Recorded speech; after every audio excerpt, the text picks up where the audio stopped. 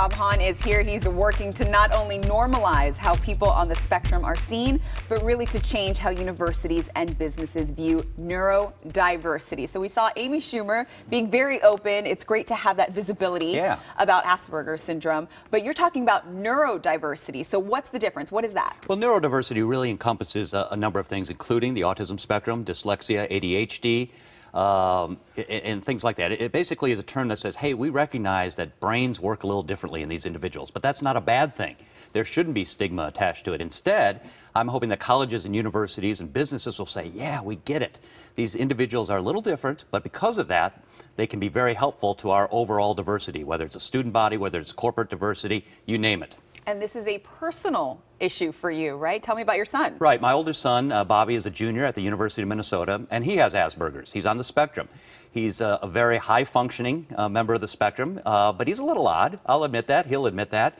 And when he applied to colleges a couple of years ago, one of the schools he applied to was my alma mater, and he did not get accepted. And so I emailed the head of admissions, and we exchanged a few emails, and had that individual said, sorry, your son just wasn't as qualified as the other applicants who were accepted, you and I wouldn't be talking about this today. But instead, his emails indicated that he didn't really understand neurodiversity or simply didn't care about it when it came to the admissions process. So I set out on this crusade, figuring if no one else is going to do it, I better do it, and bang the drum and say, you know, colleges, universities, corporations, do a better job. It's good for business, and it's a good thing to do. And we want to see a clip, actually, of your son, because he's a pretty amazing kid, and he's in college right now and on that spectrum. Right. So maybe we can get a shot of him really quick.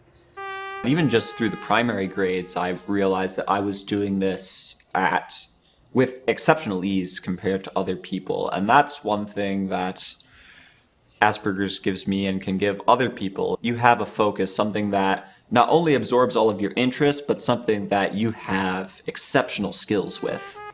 Any university would be lucky to have your son. Well, you notice one of the traits of Asperger's as well is that blatant honesty and not a lack of humility, right? Right, or maybe a lack of humility. Yeah. Exactly. So what are you hoping? What is your crusade with the documentary you have now? Yeah, we're filming a documentary, and that's why I'm here in LA, in addition to being on your show. And the goal is really to chronicle my mission to bring about change, to say to these universities, hey, let's have an optional box, just like we do for race, gender, sexuality, on the Common App or a supplemental app, and say, okay, we acknowledge the value of neurodiversity, so if a student wants to optionally identify, we're going to take that into consideration, and then we're going to celebrate it. In our statistics, we're going to say, okay, we have X number of students of color, we have X number of first-generation college students, and we have X number of students who identify as neurodivergent. It's good for the schools, it's good for the individuals, and, you know, we're looking at these individuals who are so bright. One of them might be the person to discover a cure for cancer, but they need that high education too. You know, and so the schools can benefit from the individuals can benefit from the schooling, and our society is better because of it. And everything going on in the college admissions scandal right now, does it just drive you nuts? It does. You know, people love the dirt. I think 50 were charged in the scandal, so it's so small compared to what I'm advocating for. This affects tens of thousands of individuals who apply to colleges each year.